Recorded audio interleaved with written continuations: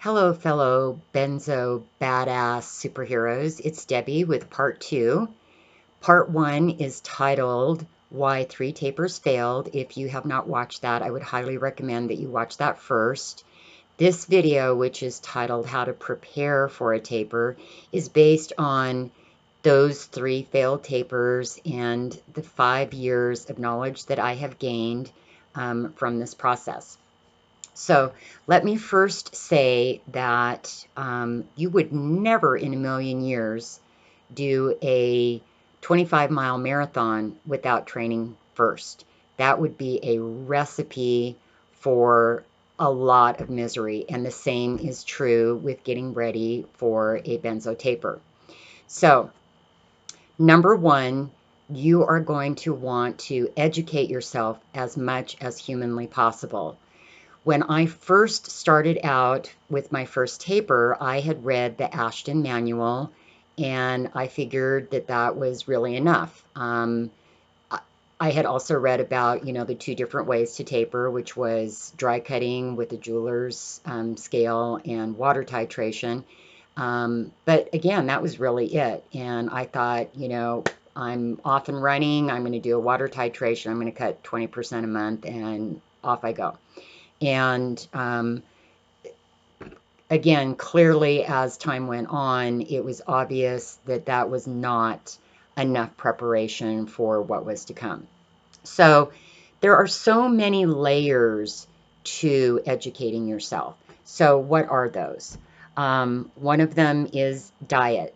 And before you even start your taper, I would highly recommend that you spend at least 4 to 8 weeks doing all of this preparation, getting your body in good shape, establishing some good habits and behaviors, getting as many tools as you can, creating a support system. And again, I'll go into more detail as we go along. Um, but the more that you set yourself up and prepare yourself, I believe the higher your possibility of success is going to be, and you're going to be better able to cope with potential withdrawal symptoms. So, again, going back to diet, what I have learned is that there are definitely certain foods that I cannot eat that really make a difference in terms of my withdrawal symptoms. So for me, those things are sugar, gluten, caffeine. I am not able to take, things like Advil, Tylenol, aspirin, cold medicine, allergy medicine, which can really suck at times because I've been plagued with migraines, and sometimes I've had to choose between dealing with the migraine and just going ahead and taking an Excedrin, knowing that it's going to make me feel awful, but it's going to make my migraine go away.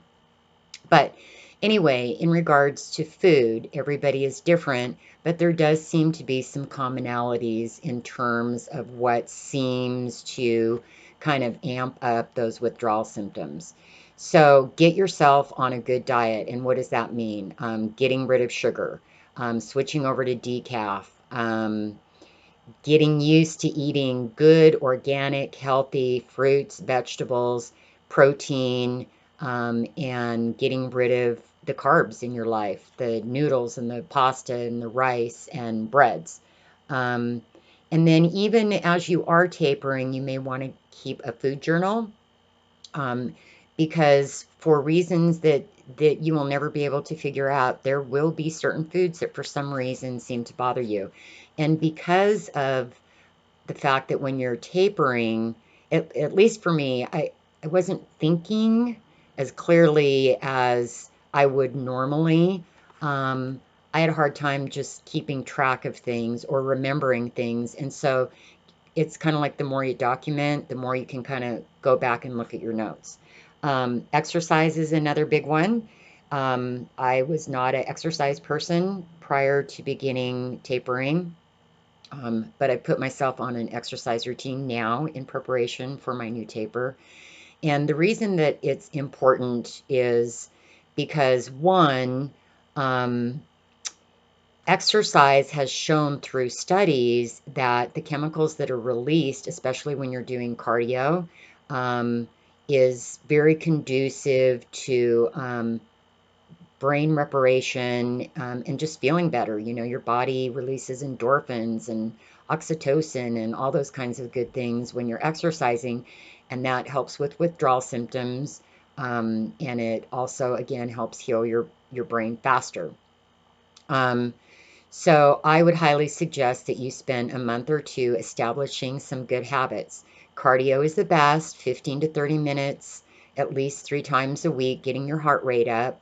Or you can do something more gentle like yoga or qigong or tai chi, but do something. Get used to taking a walk every day. And the reason that I say that is because you may be so sick that all you want to do is lay in bed or lay on the couch, and that is the absolute worst thing that you can do. This last taper where I crashed really bad, I developed, besides really bad vertigo, a really bad case of agoraphobia, to the point where I would try to walk even a block from my apartment and I would panic, think I was going to pass out. And it took months of exposure therapy and really working my way through that. So I'm going to go into this taper much more physically fit and much more, I think, able to maintain at least some exercise as I'm tapering. I've read a lot of stories where exercise really helped people in their taper, but I suspect that they were used to exercising before they went into the taper. So again, establish those good habits. Supplements. You know, I would start on some supplements now. During the taper, I tried to do some different supplements, and I was pretty sick. Even the time where I was tapering super slow, I still had a hard time with supplements. And I will tell you, I have tried every supplement from A to Z and then all kinds of weird shit in between. I've spent literally thousands of dollars on supplements.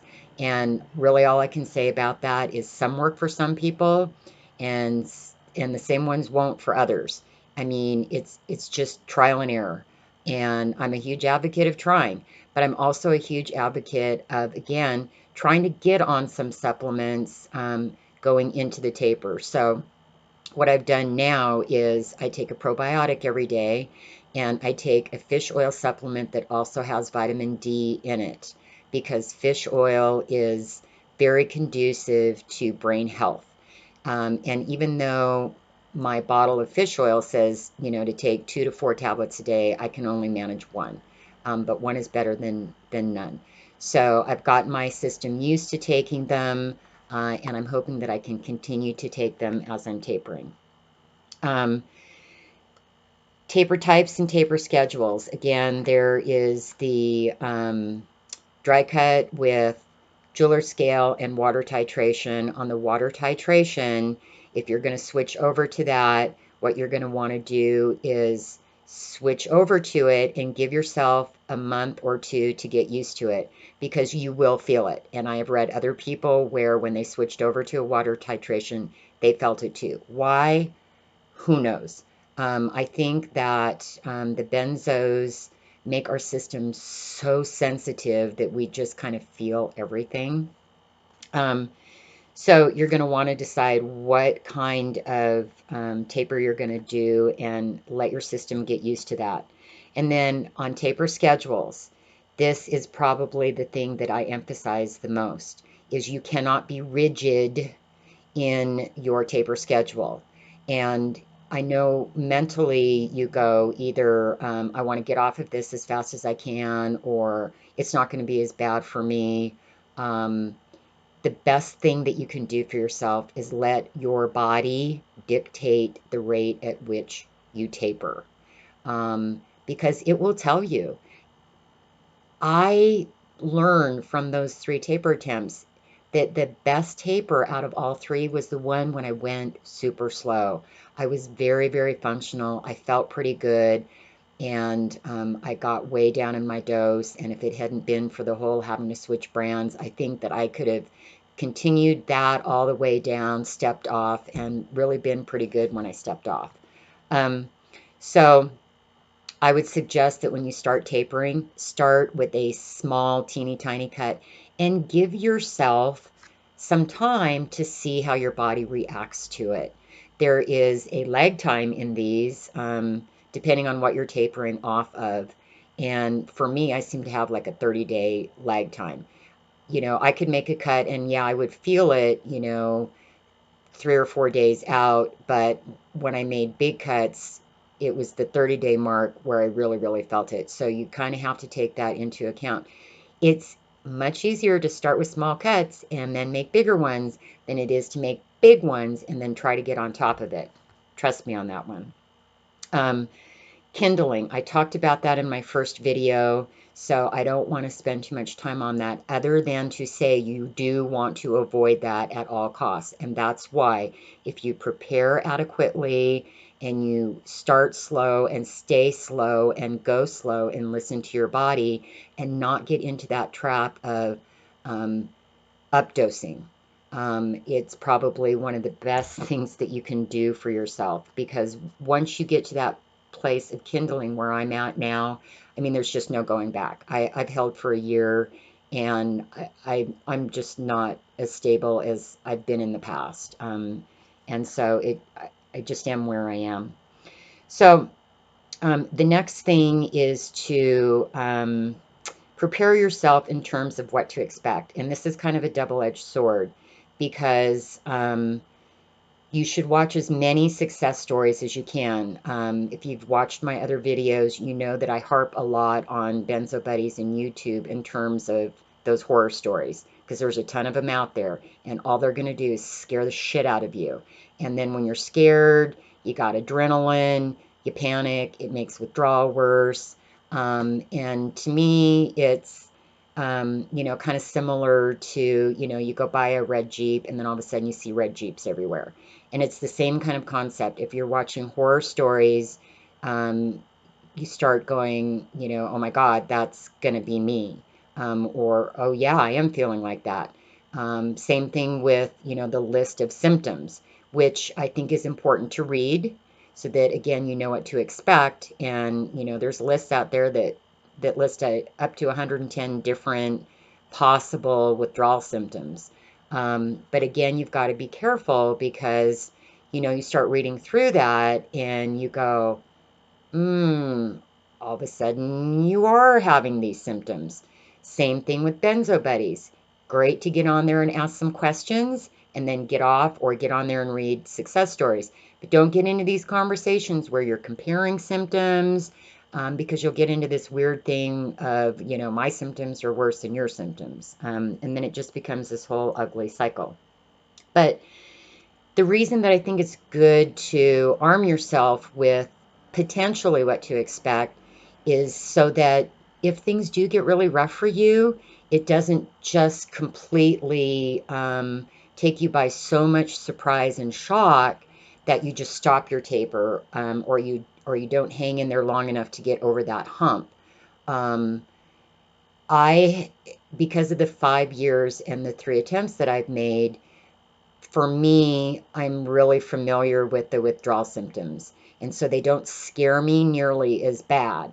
I'm not going to say that they don't create panic because your brain wants to tell you it's not benzo withdrawal symptoms. It's a stroke or a heart attack or cancer or MS. And, I've spent years getting, I don't know how many blood tests and MRIs and scans and sonograms and this and that and the other because I was convinced that, it was anything but benzo withdrawal.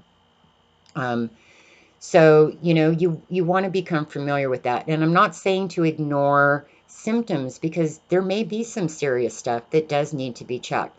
But there is some comfort also in understanding what all the symptoms are and when you're experiencing them, to have those tools to distract yourself or calm yourself down to see if those symptoms are going to subside or go away.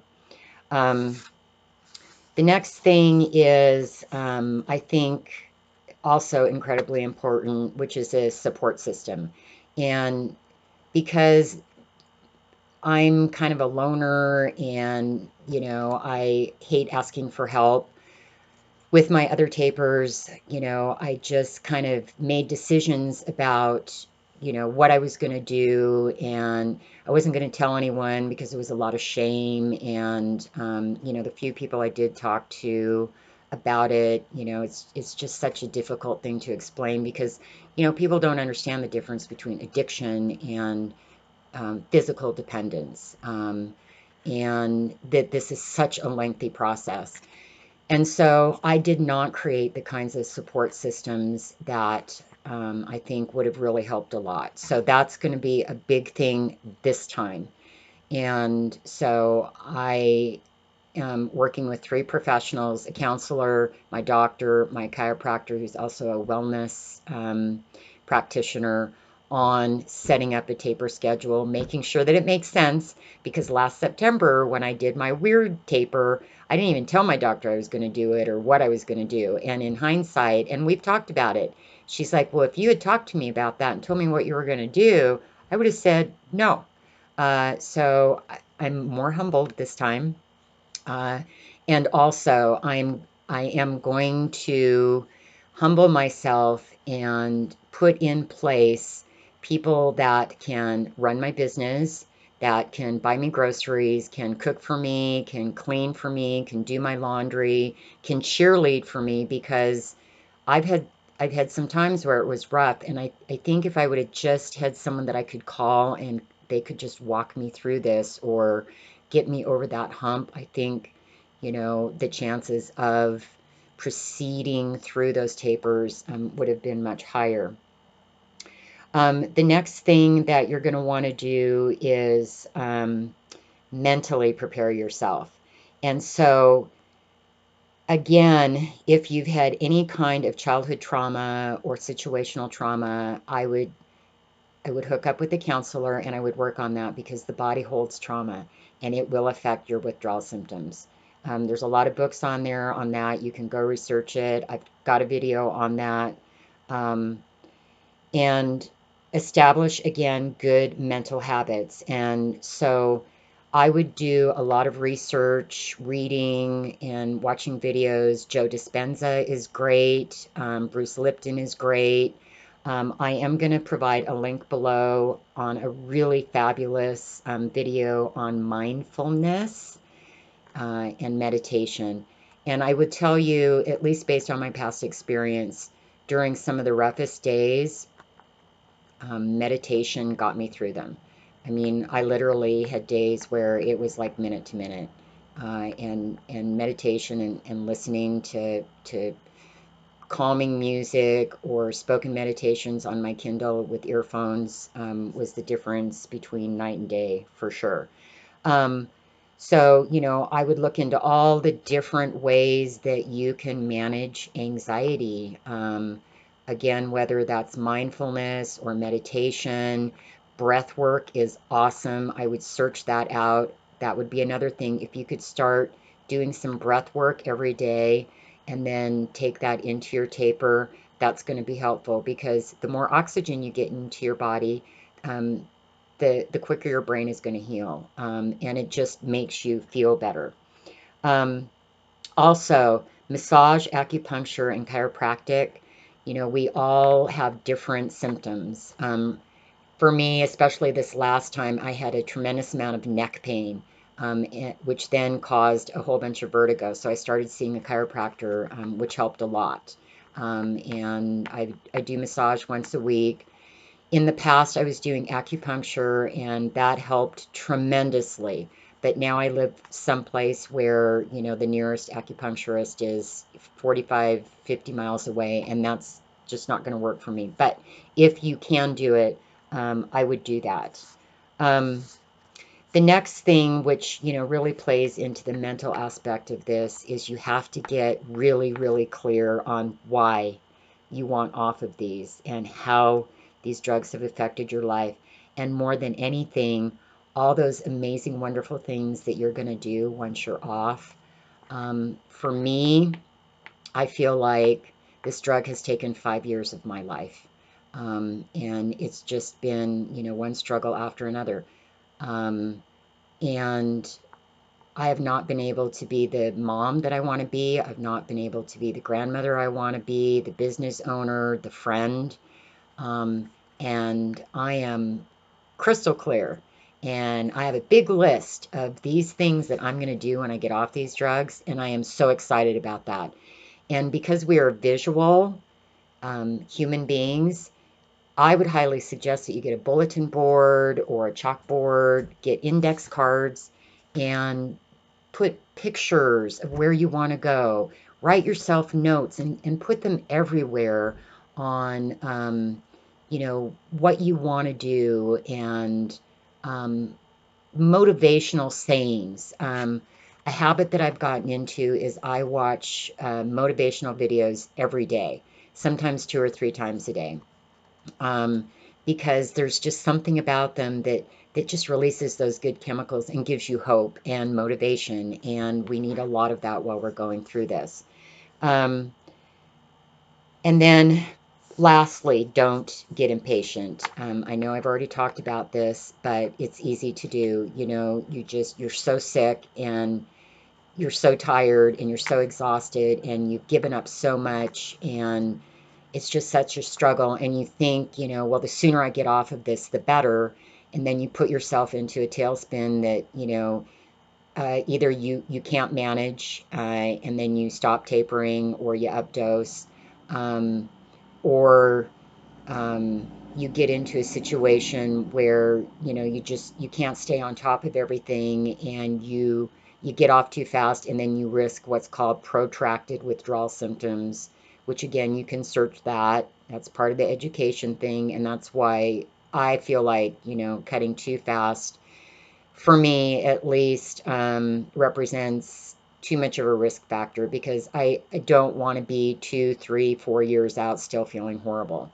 So don't get impatient. Let your body lead your taper, um, and don't give up too quickly. Um, Again, the more educated you are, the more tools that you have, the more support system that you have to get over those moments, the better equipped you are to deal with those bad moments, because it's those bad moments that are going to make you want to stop or going to want to make you updose. One of my favorite sayings that I've got written all over the place is don't give up 1 minute before the miracle. So I hope that this has been helpful. If you have any questions or you have any comments or anything that you want to share that you feel like I've left out, or that in your experience um, would be helpful to people just getting started on a taper or even in the midst of the taper, please share it. We are a community and we have to hold each other up. So again, please subscribe to my channel and put notifications on if you would like. Thank you for watching my videos. I hope and pray that I've been able to at least get some good out of my experience, which is through helping others to get through this process and experience. I wish you lots of love, rapid healing, big hugs. Thank you, and have an awesome day.